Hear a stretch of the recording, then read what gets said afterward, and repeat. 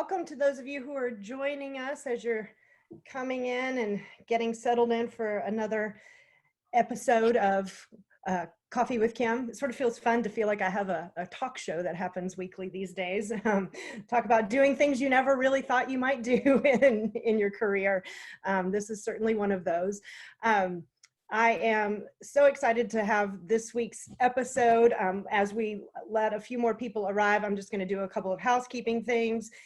Most of you, your names I'm recognizing, so most of you have been here before for other sessions, but just as a reminder, I keep everybody on mute until you either have a question to ask or if you want to make a comment. You can also do that with the chat feature, and if you're unfamiliar with that, you point your arrow down at the bottom of your screen, you'll see the chat box, and you can certainly type into that. You can also raise your hand and I can call on you as a participant if you have questions as we go along. Today we are going to talk about colleges that change lives, but before we get into that, I want to do just a couple of housekeeping things, but I want to be sure we save the full hour for this presentation.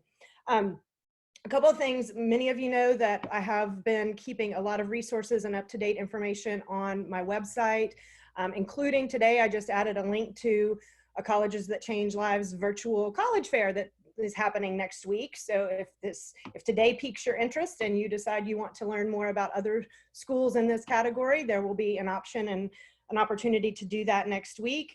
Also continuing to update college plans, testing information, and certainly openings. Well, that is college plans, what is happening in the fall right now on college campuses as they go along. Otherwise, many of you have also heard me talk about the meditation series I'm going to start hosting this week in conjunction with Angela Gala, who is, I think, on the call as well today. We are starting that on Thursday morning, and I have a couple of spots still available if any of you are interested in the 8-week session. Again, once a week on Thursday mornings at 8 o'clock at a super discounted rate to help us all relieve some stress that we might be feeling in this process. So, without further ado, I want to get started because I know my guests today have a lot of important information to share. I want to start with saying one of the reasons I think this is so exciting for me is because I'm a graduate of a college that changes lives, Hendrix College in Conway, Arkansas. I'm old enough that it was not a college that changes lives when I went there. That designation didn't happen until 1996, I think, was the first iteration of the book. This is a copy of the most recent version of the book. The book and this whole sort of grouping of schools is the labor of love of Lauren Pope, who has passed away, but he was a counselor who believed in student-centered learning and made it his mission to identify schools that really kept students at the center of education. And I will get probably emotional if I start talking about all the wonderful things that Hendrix College means to me. In fact, I can feel it coming. So I won't go on and on, but I will just say that truly my experience was life-changing. I have still relationships with professors. The current president of the university was my work study supervisor when I was a student there. My best friends, 2 of them, I think at least, are on the call. Thanks for being here, friends. Are still my lifelong friends who I see at least once a year from all over the country. I met my husband there, got married on campus. I mean, really, Hendrix means a lot to me. So if you ever have follow-up questions about Hendrix specifically, or just about what a personal experience, again, several years ago, but I have some thoughts to share with parents if you want to talk about that as follow-up from today's session. But without further ado, I want to turn it over to my guests this morning. I'm going to ask each one of them to briefly introduce themselves, and then I know they have a presentation lined up for us. And then as we go along, folks, if you have questions, again, either raise your hand or type them in the chat, and as we have appropriate times, I will be sure to ask the panelists our questions as we move forward. So, friends, take it over. Thank you. Are you muted? Unmute, unmute. Morning, everybody. Oh, David, I've got to get you. There we go. David's being stubborn. Hang on. There we go. Okay, there we go. Excellent. Good morning, everybody. My name is Maria Furtado. I'm the Executive Director of Colleges That Change Lives, which is the nonprofit organization. And I'm going to touch on that later on in our presentation. I'm very lucky to have with me Lauren Sefton from Rhodes College in Memphis, Tennessee, and David Wagner from St. Olaf College up in Northfield, Minnesota. And I'll let them give you a little touch of their background when they do their presentations. Just a quick little bit about me. I went to a small liberal arts school that is not part of this group, but I will say that the education I got there was truly transformational, partly because I became bolder. So for parents, my apologies if this happens to your child, but I became bolder than I might have been had I gone to a different kind of institution. And I became, I believe, a much better thinker and a much better writer over the time that I was at Stonehill College. So I think that that's kind of if you only take one thing, that's the thing you can take away from this. And so if you really need to go, feel free to take off at this point and say, I'm done. But as long as you can take away the better thinker, better writer, I think you've learned everything you need to know. We are going to run through a PowerPoint, so I'm going to turn that on in just a second. And I will do the beginning piece that is general about colleges that change lives and about liberal arts education, because I think liberal arts education is incredibly valuable and still gets a little bit knocked around in the way that we talk about it. And then I'm going to turn it over to Lauren to talk a little bit about the specifics of how Rhodes does what we talk about as a college that changes lives. And then she'll turn it over to David. And at the end, we're happy to take questions.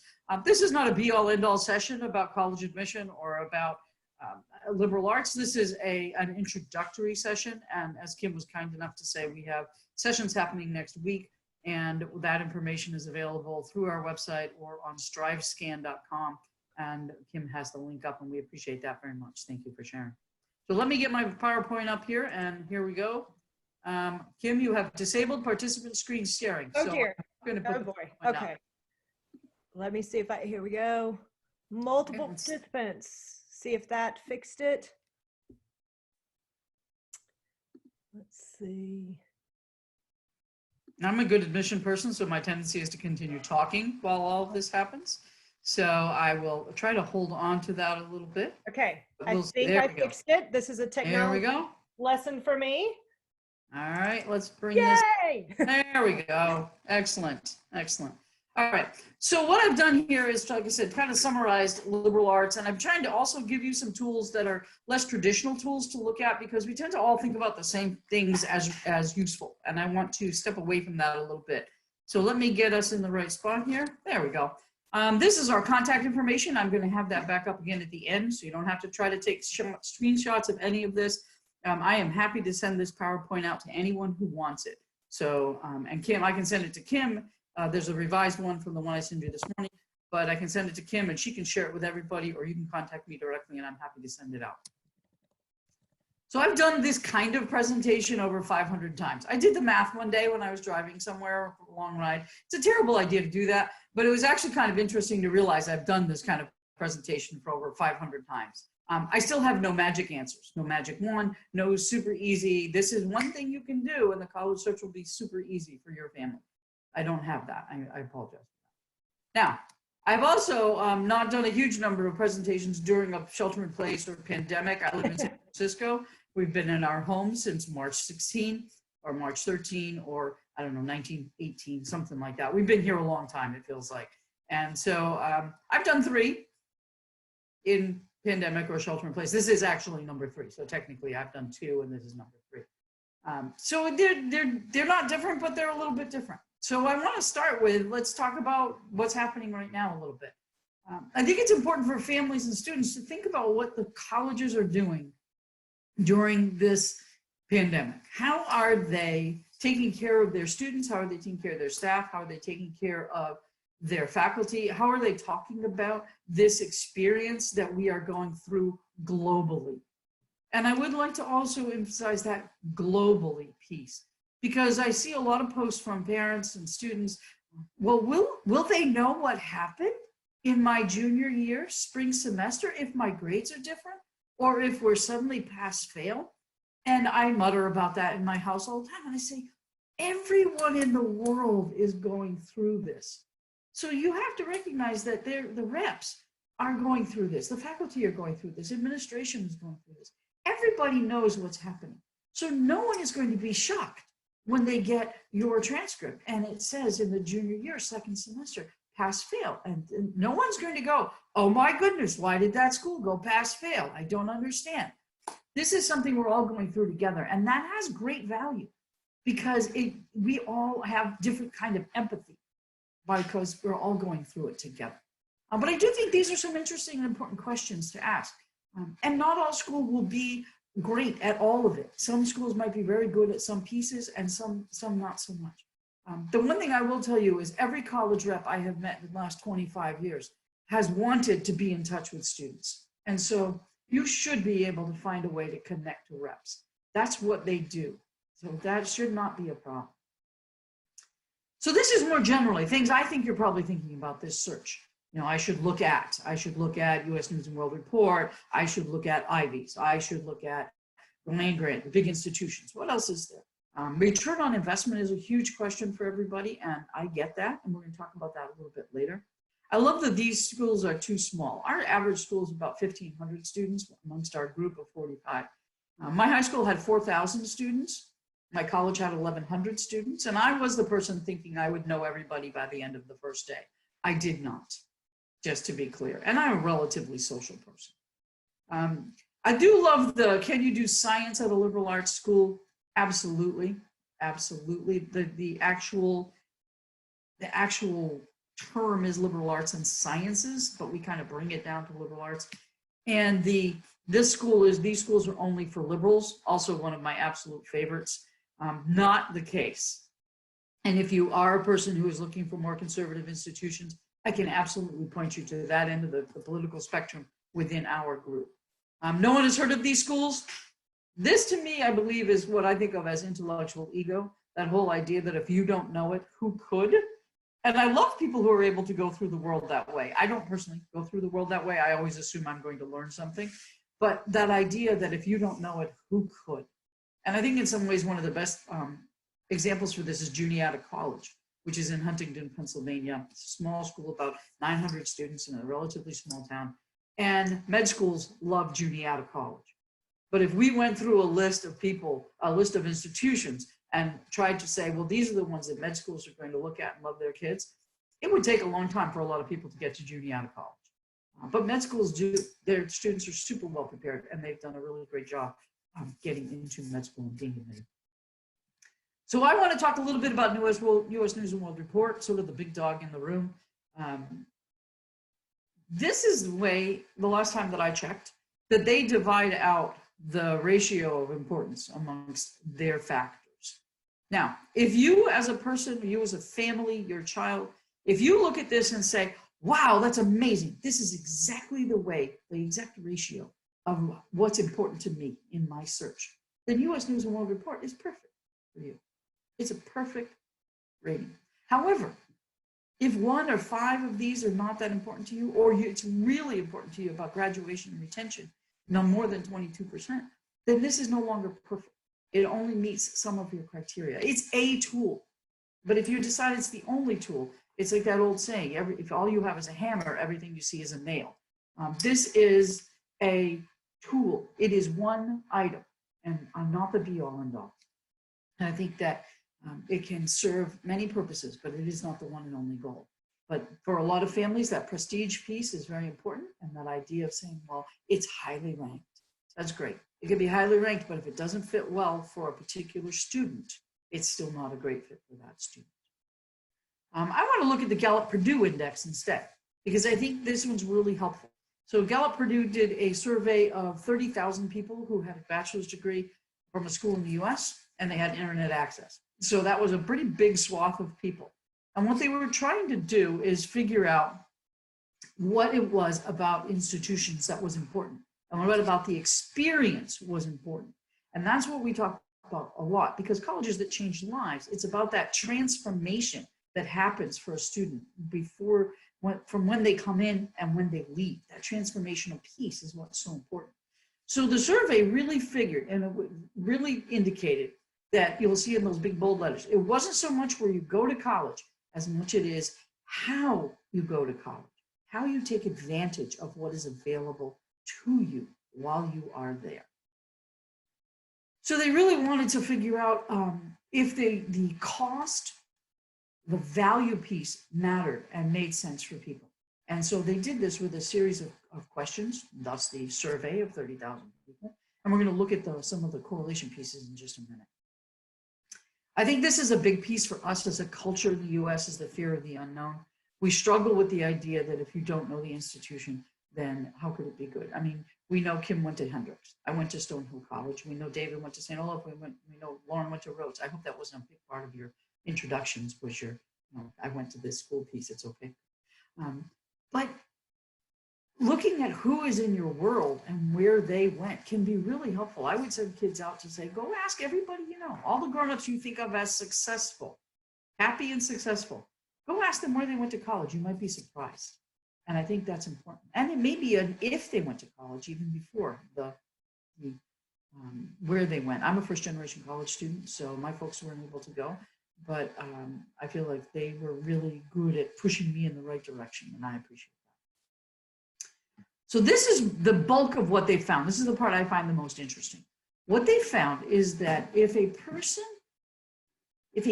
agreed with these statements about their college experience, and I'm pointing at the screen, which is not at all helpful to you, but I'm pointing to help you emphasize this.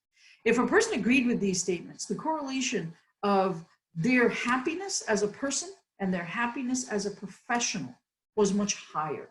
So the higher a person felt about themselves professionally and personally at that point in their lives, the more they agreed with these statements. And you can see where the statements really emphasize what works at a small liberal arts college. My professors cared about me as a person. I had a mentor who encouraged me to pursue my goals and dreams. I had one professor, at least one professor, who made me excited about learning.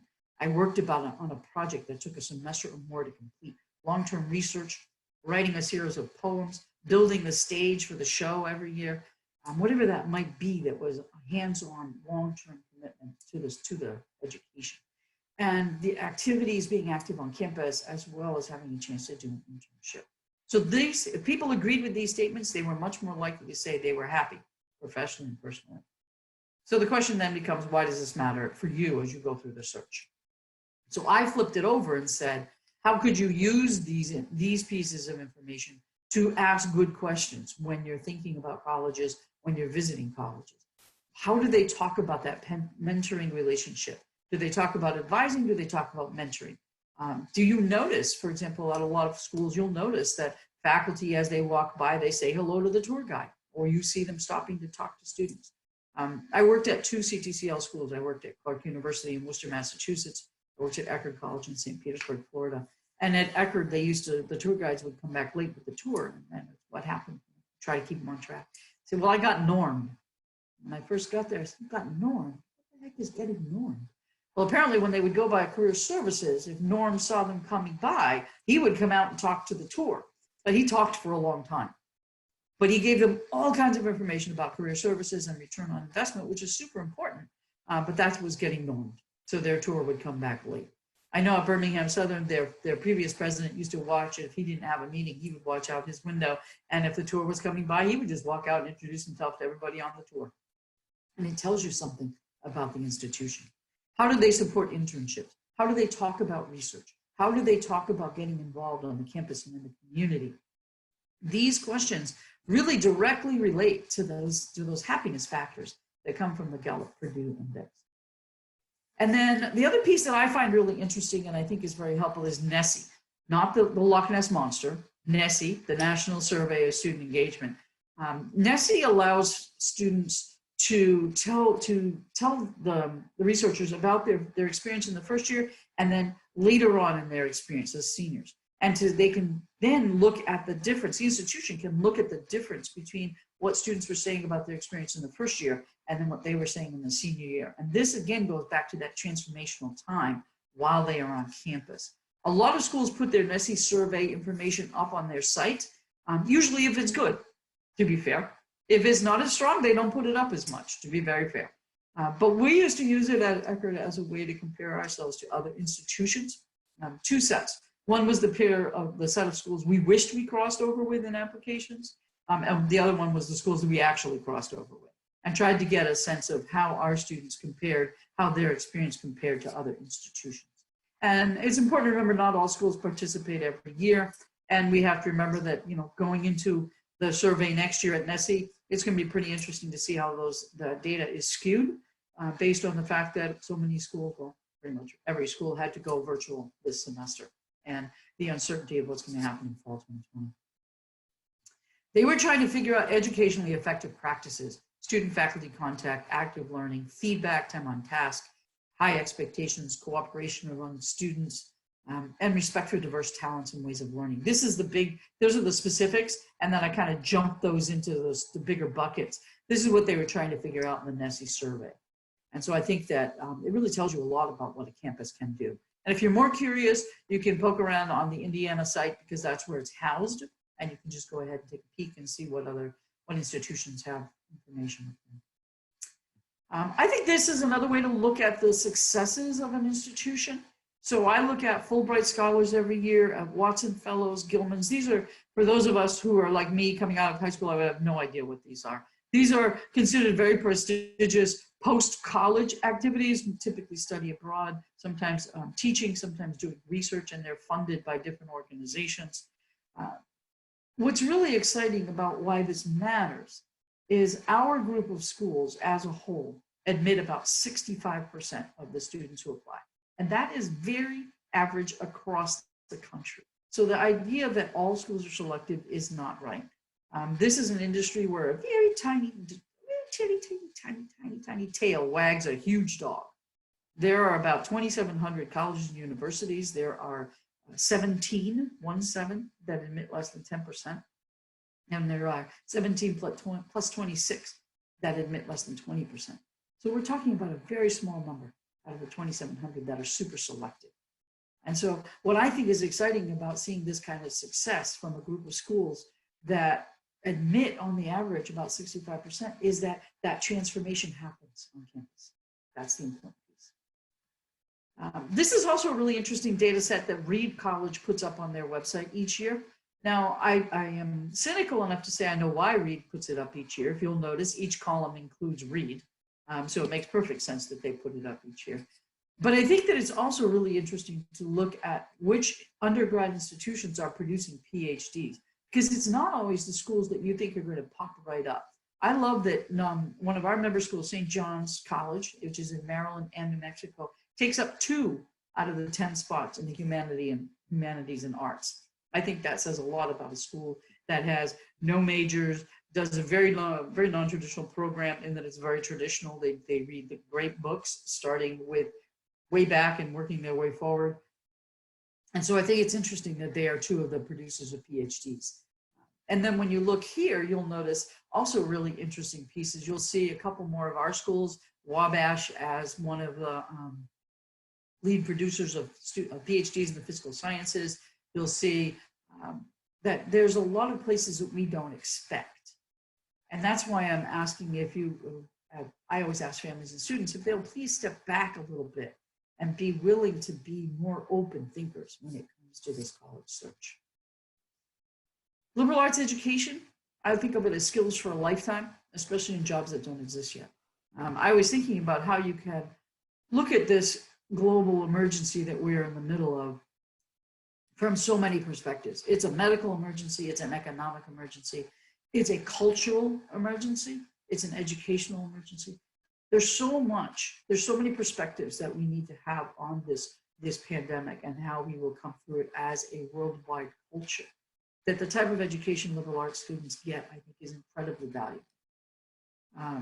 This is a long quote, so I will let folks read it later, but the summary is it was from the person who was at the time in charge of hiring at Google. I think his title was Chief of People.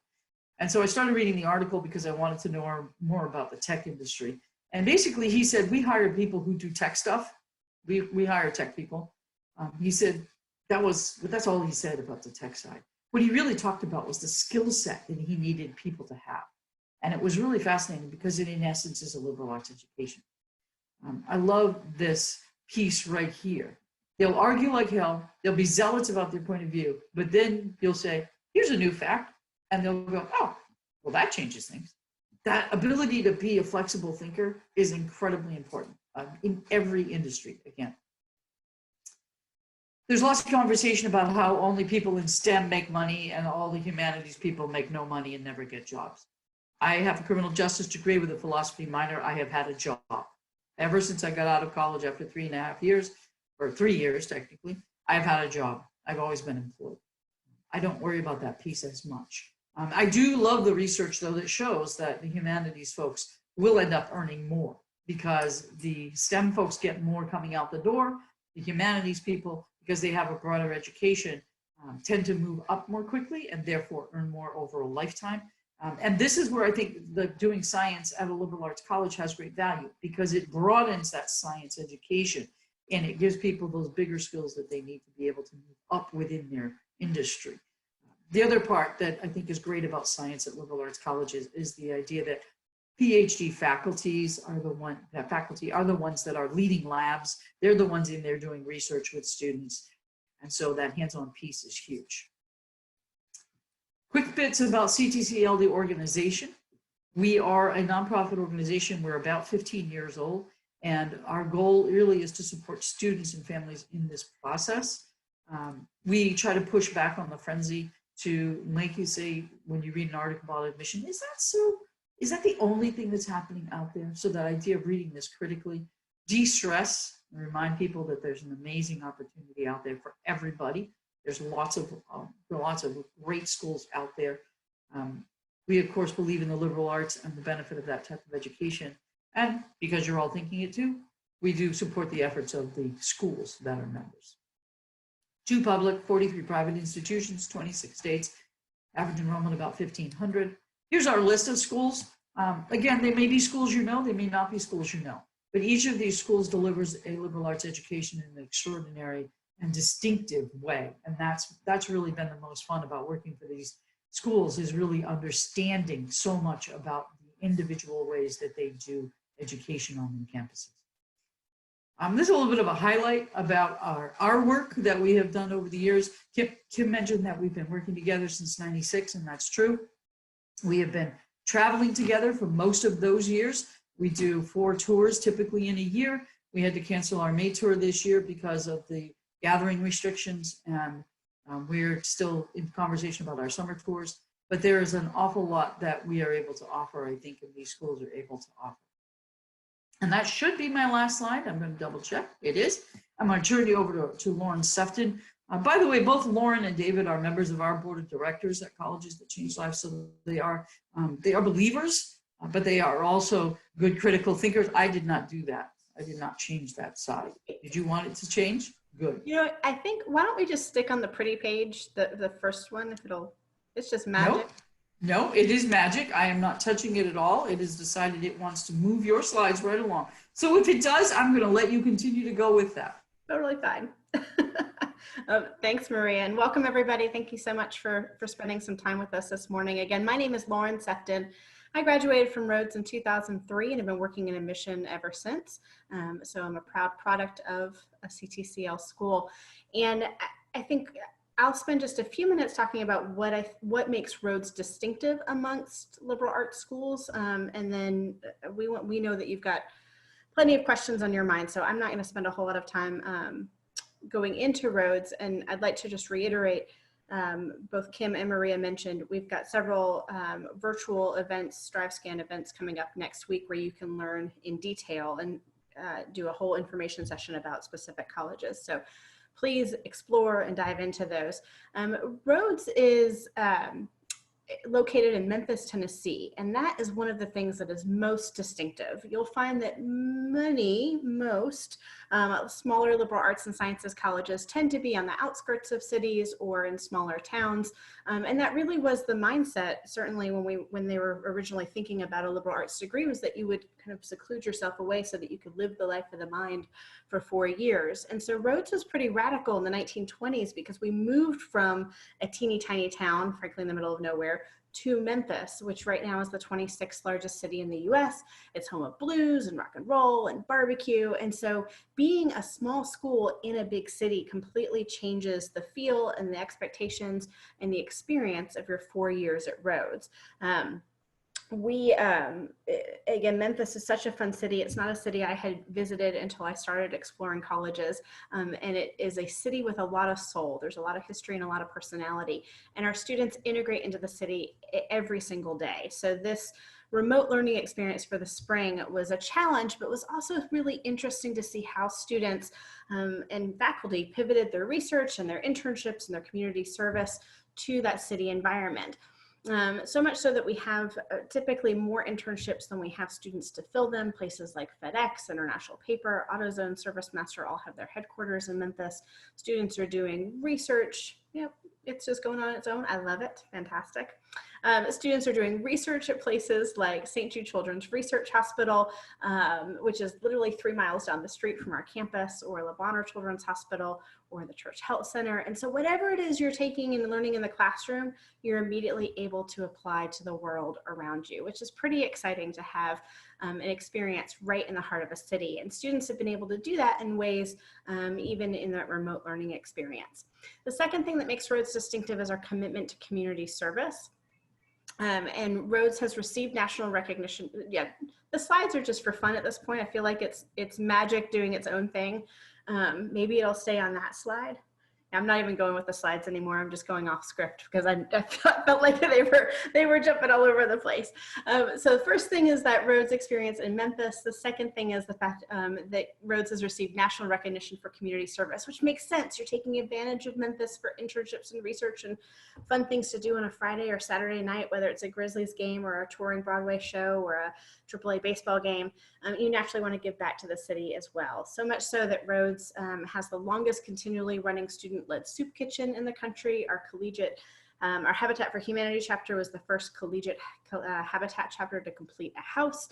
We have the only student-run street newspaper in the world. There's just this long-standing tradition of giving back to the community and making the world a better place.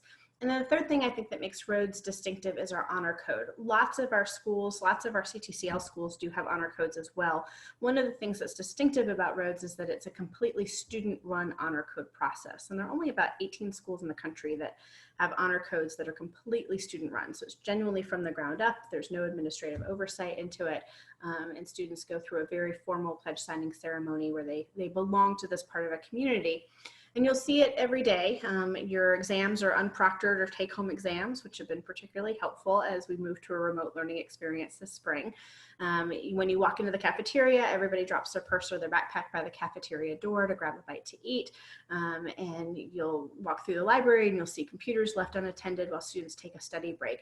And that might not seem unusual at a residential campus community, but it is unusual for a residential campus community located in a major city to still be able to uphold that. And I encourage all of you, as you're thinking about college and your college search, one of the reasons you're going to college is to try to figure out how you're going to live your life as an adult. So to do that in a place that emphasizes honor and integrity, I think is incredibly important.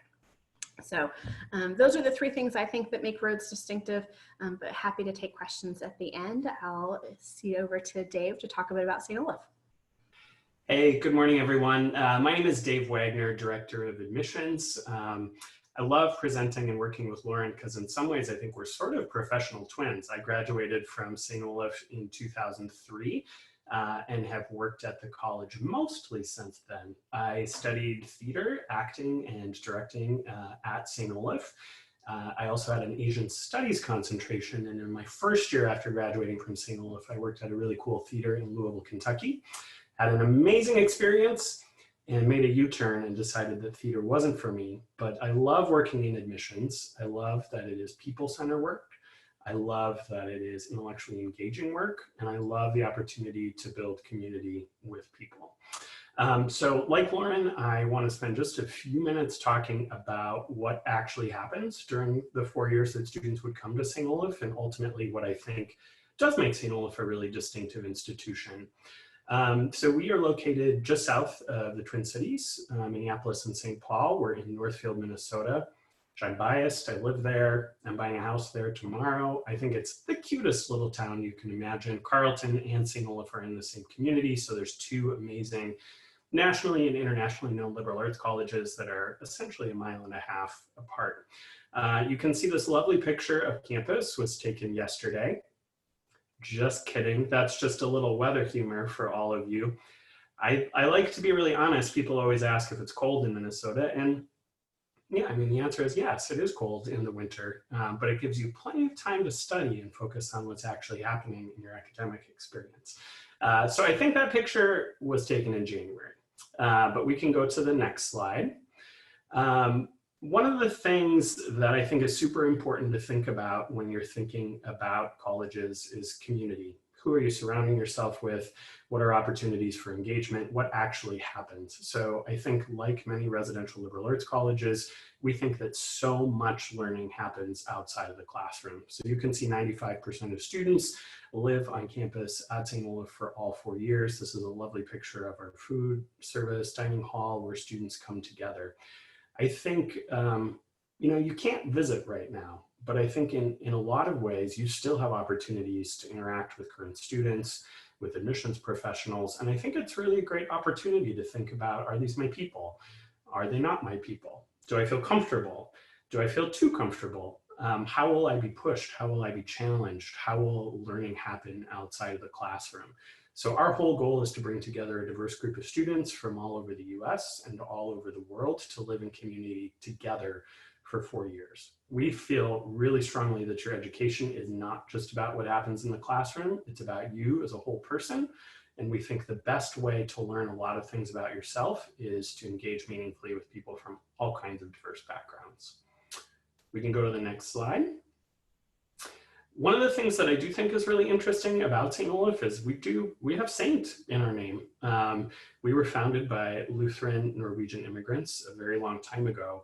And the college has really sort of wrestled with whether to maintain a religious affiliation or not, and has very sort of solidly come down on the side of religion is really important. And so regardless of what kind of religious background you're coming from, or if you're not coming from a really religious background, I think college is an opportunity to really wrestle with life's big philosophical questions, and to think intentionally about what provides meaning in people's lives, to think about how do you engage meaningfully in interreligious dialogue, how do you learn from people who have a distinctly different worldview than you do, and how does that enter into all of the things that happen on a daily basis. It would be hard to, I think, check the news and not think intentionally about the role that religion or people's different worldviews and experiences are playing in shaping how people think about things.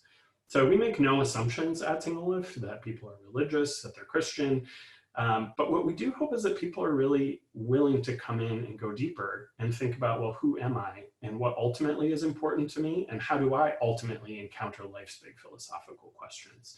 So again, I think it's that notion of going beyond the classroom, really going deep with what provides meaning or structure or a thought sort of system for how to engage with the world. You can go to the next slide. Another thing that we think is hugely important is to really contextualize yourself in the world and to go out and experience other people, cultures, and places in addition to living in a diverse community. So obviously every school has a study abroad program. I think it is hugely, hugely important that students study abroad in college. I think eventually, I know the near future, it might seem like it's not a possibility, and it might not be, but I am super hopeful that in a few years it will be a possibility again. This is a huge part of who we are at St. Olaf. In any given year, we're sending the highest number of students to study abroad internationally of any liberal arts college in the United States. There's a huge variety of programming. Some are faculty-led, St. Olaf group programs. Some are language immersion direct enroll programs. Some are interdisciplinary in their nature and are a hybrid between St. Olaf and host universities. I was able to do 2 programs when I was at St. Olaf. As I mentioned, I was a theater person, so I did a Theater in London program. I think I got to see 28 plays in 24 days. I was very, very happy. I also did an incredible program called the Global Semester, in which I was able to study in Switzerland, Egypt, India, Thailand, Hong Kong, China, and South Korea, spanning 5 months. To say that my mind was blown would be an understatement. It challenged everything I thought about the world, about other cultures, about myself. So I think it's a profoundly meaningful experience. And I think at CTCL schools, these kinds of experiential learning opportunities are at the core of what's happening. You can go to the next slide. One of the things that I think is really important to think about is how you're going to engage in a community. And, if I can't really see any of you at the moment. However, if I could, I would ask for a show of hands and say how many of you have heard of St. Olaf. My suspicion is that probably a lot of you maybe haven't heard about St. Olaf, but I think it's really interesting to think about some of the things that Maria was saying. If you are, well, I love that, Christina. I'm glad to hear that you have. If I were to ask, you to think about really strong undergraduate music programs in the country, St. Olaf would be on the short list. A third of our whole student body is involved in some kind of music program, and we're a leading producer for sending students on to earn advanced degrees in music. So we have 2 bands, 2 orchestras, 3 jazz bands, and 8 choirs, and our big Christmas concert is on public television every year. So it's something St. Olaf is really, really well known for, and it's a huge part of who we are. I think I have one more slide, Maria. Maybe I don't. No. The other thing I wanted to say just real quickly is about how we do academics. As Maria was saying, I think it's really important to look at different outcomes. So again, if you were to think about really strong mathematics programs in a liberal arts context, you might not know that St. Olaf is incredible. In any given year, we send the highest number of students on to earn PhDs in mathematics of any liberal arts college in the country, which I think is huge. We're ranked number 11 on the list of students going on to earn PhDs in all fields amongst liberal arts colleges. So the kind of experience you're going to have at a liberal arts college like St. Olaf, I think will really set you up for something meaningful after you graduate. So again, I think the point is, this is about you as a student. This is about you as a whole person and honoring all the parts of you that are really important that you want to continue to cultivate. And I think it's a really important opportunity for you to go through a self-discernment process to think about, ultimately, what are the kinds of things that you want to do after you graduate? How do you want to make an impact? How do you want to engage meaningfully with others? How do you want to build community?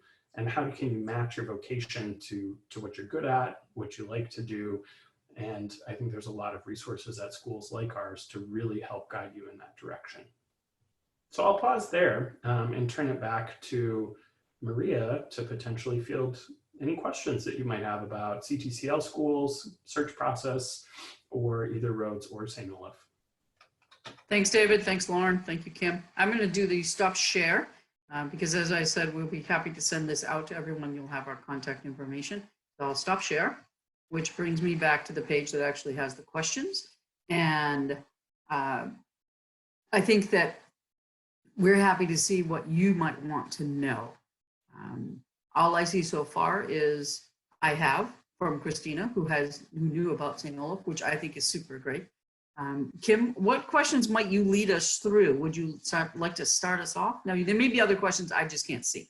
So. I don't see any yet, but I will be monitoring the chat. And okay.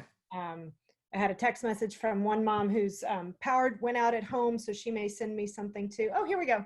We've got, can you see that one that was in the chat? I can, yes. That. We'll start with that, and then I have filler questions we can go to if we need to. Excellent. I think this is a wonderful question. I love the wise beyond her years, hardworking and persistent.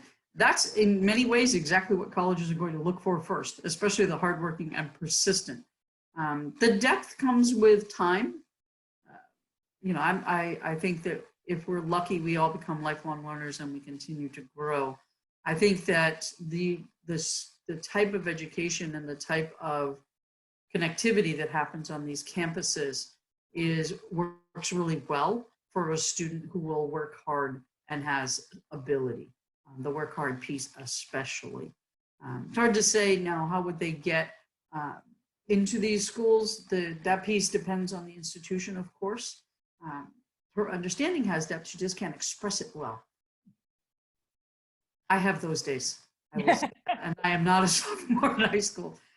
Some of that comes with maturity. Some of that comes with learning to be willing to give people information that they're either ready to receive or not.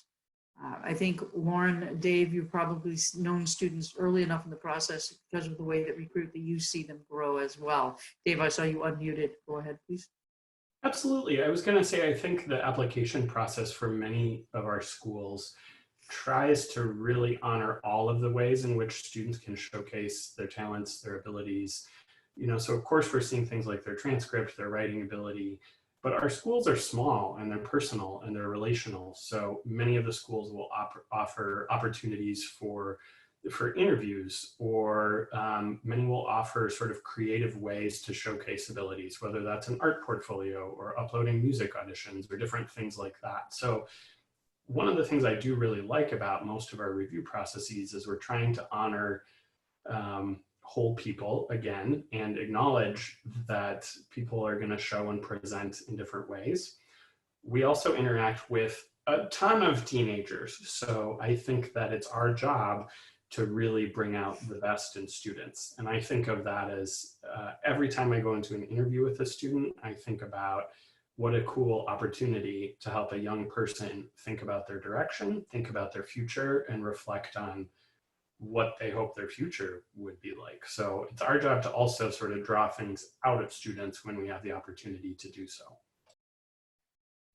I think the other thing to remember is it's unexpected how much students grow year to year as people. To see them as sophomores in high school and then see them again as juniors and then see them again as seniors. And then for us working on college campuses, I think I was always stunned. We would hire tour guides at the end of their first year, and you could hire based on who they were then, but then sometimes they would come back as sophomores and you think, oh my goodness, they changed so much over the summer. That was a great hire. I got even better than I expected. That's even super. So you can see that a year is a long time when you're 15. It's a lot longer in the ratio of how long we've been alive than when you're older like us. And I think that's important for us to remember. Do you anticipate any of your listed colleges having financial problems or endowment problems due to COVID? I think that's a very fair question. And I think the answer is yes. I don't think we know who yet. I don't think we know how badly institutions will be hurt. Some of it depends on how well the institutions connect their students and their faculty, and how clear they were about what's happening. I think that's going to be the major factor. I think some of it is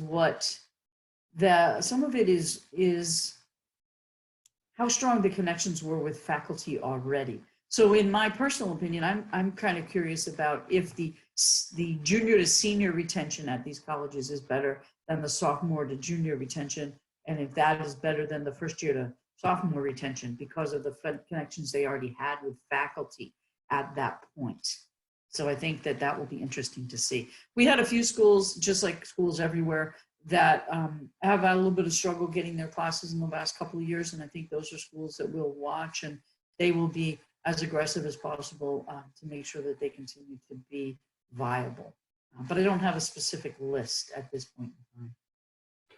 I would just add, I think Lauren and I would both probably say that we feel very fortunate to work at well-resourced institutions. But I know that there is so much conversation about what the fall will look like. And I think it's super important to just remember that, schools like CTCL schools, we do what we do best by educating students in small classrooms that are discussion-based. Many have a residential component.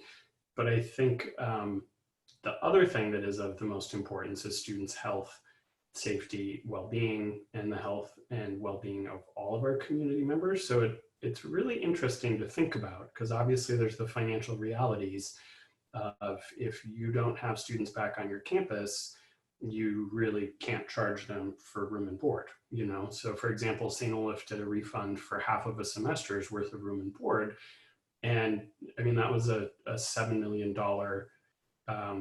loss to the college that they were planning on, and we're in a really thoughtful place about our resources, and we're ending the year in just a fine place. But thinking about the future is really complicated. And like Maria said, I think there certainly will be schools that are not as well resourced that will be really challenged. So it's a really interesting time right now.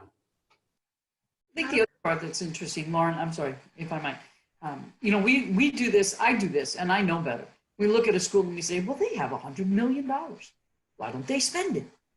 And we forget that endowment money is often earmarked specifically for, and sometimes it's super specific. I will give you $100,000 as an alumnus or alumna if you will give it to cellists. And you can't give it to anyone else, only cellists. And so there's that 100,000 out of that 100 million that can't go anywhere except a cellist. So I think that the idea that the schools can just pull that money and say we're going to use it now is more complicated than we realize. Sorry, Lauren. I was just gonna say, I think for those of you that are on the call that are looking at schools for next year or 2 years, it looks like we've got some rising sophomore families. It'll be interesting to watch, and I would reiterate Maria's advice on looking to see how colleges are responding to COVID. Are they responding with compassion? Are they responding with grace and compassion as they look at both their student populations as well as their faculty and staff populations and kind of the surrounding community? And I think CTCL schools in particular are so relationship driven that they are trying to put their students and faculty and staff and families first as much as possible. So dig into that research and watch the press releases, watch the news conferences to see how are schools responding, and don't just look at the facts, but read through the tone, try to understand the subtext, because I think you'll find in general, especially the small liberal arts colleges, like our CTCL schools, are so relationship driven that they're really responding as compassionately as they possibly can. But you've got a little bit of time that you have to kind of watch this from the wings. And yes, as with anything with the college admission process, worry about the things you have control over and try to release the things that you don't have control over. And none of us have control over this virus. And frankly, you don't have control over what colleges may or may not be able to do in the future. And so it's easier said than done, but try to shed that from your stress list, because there isn't anything you can actually do. Let's just stress about the things we can control. Excellent. Jennifer, I don't want you to think that we haven't noticed your question about math student and schools that might be considered more conservative. The places that I would probably put on the more conservative end certainly are Wheaton College in Illinois. And you have to be careful to look at Wheaton College in Illinois, because the Wheaton College in Massachusetts is not conservative. And then Hillsdale College in Michigan, certainly, Millsaps College in Mississippi, Birmingham Southern College in Alabama. Those are some of the, probably Hope College in Michigan as well. And then we have a lot of schools that I would put maybe more in a kind of a middle ground, sort of a more centrist place. So places like, no pun intended, Centre College in Kentucky, perhaps Lynchburg, University of Lynchburg in Virginia, and I'm looking at my little cheat sheet here to make sure that I don't forget anybody. Emory and Henry College, also in Virginia. The math question I think is interesting as well. David talked a little bit about math at St. Olaf, but I've seen some really cool stuff out of Denison University in Ohio and Hendrix College in Arkansas, as well as Clark University in Massachusetts in their math departments and the really cool stuff that they do, the research pieces. I would look at Cornell College as well in Iowa. They have some really great summer projects that kids stay to do. Again, 2020 being a different year, probably not the same, clearly not the same on-campus in-depth research, but I'm sure that the faculty have worked with them to find ways to continue that research. So those are a few to look at. Remembering, please, that physics departments, math departments, they're always going to be small on liberal arts campuses. That faculty will know those students. There will be nowhere to hide as a physics major or a math major on a liberal arts campus. They're just always smaller departments. But that's a great question. Thank you. I was a business major and couldn't hide from my calculus teacher. So I personally would always hide from the calculus teacher, but that's just me. It was scary. I have a text message question that has to do with cost and the fact that many of these schools are private, and how do we make it affordable? I mean, certainly that was a question my parents had when they could have sent me to big state university where I did not want to go, but we found a way, and it worked for us. But can you all speak to that in terms of opportunities for scholarships or other ways that we make these options affordable for families? I'm going to start with kind of the big general advice that I give. And I'm going to have to use my hand this time, although this is not just me being weird and old and trying to raise my hand on a virtual. Let's say, for example, that this is an entire group of admitted students at a college. It is not where the student ranks at their high school. but it is where they rank within an admitted pool at a college. This is the top of the class, this is the bottom of the class. The college is always going to try to woo the students at the top.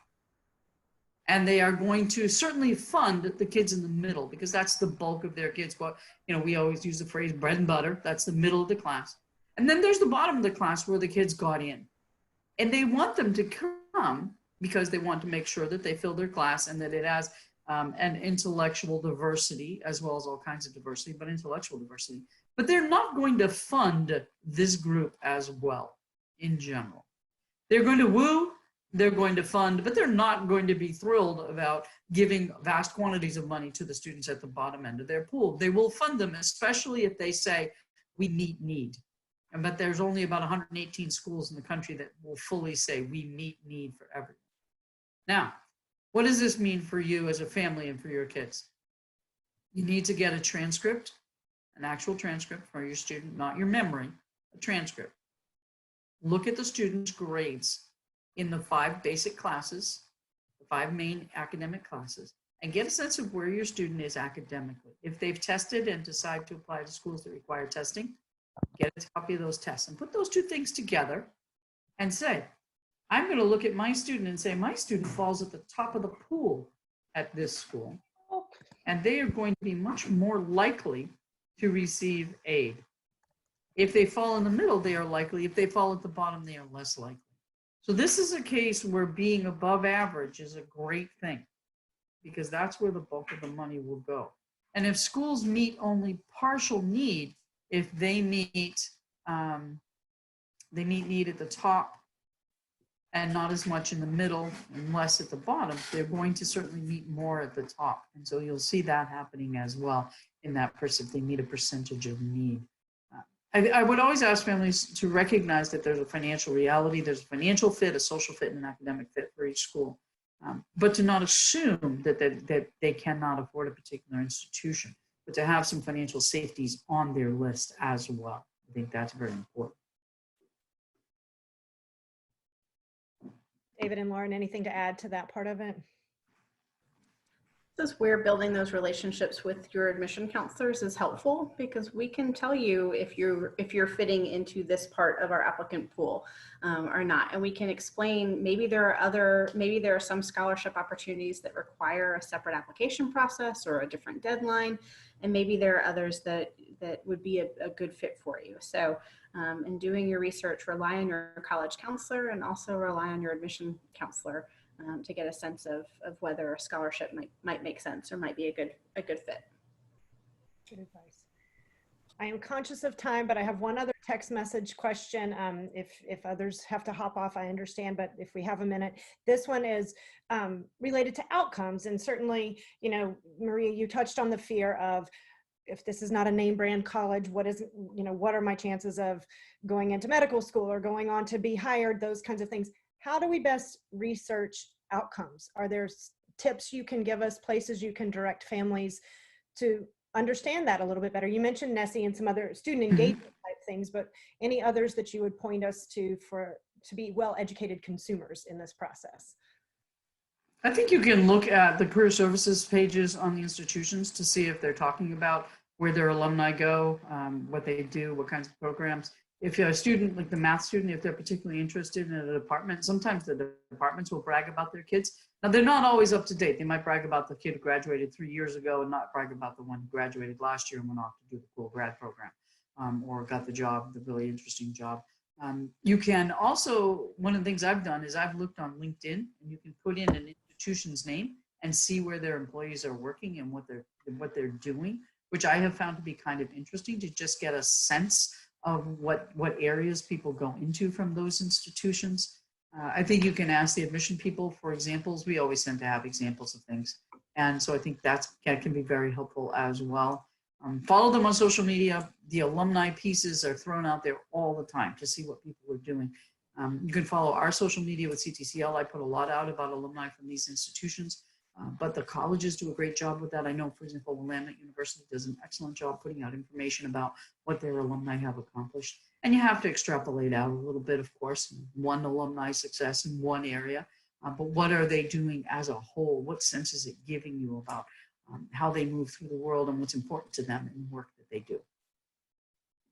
Great advice. All right. Thank you, everyone. We are right at the top of the hour. I so appreciate my guests today talking about something that I love and is near and dear to my heart. As I mentioned, I am happy to follow up with anyone who has questions about Hendricks specifically, and I know our guests will be happy to follow up with their own institutions or about CTCL specifically. Thank you to the participants who are here.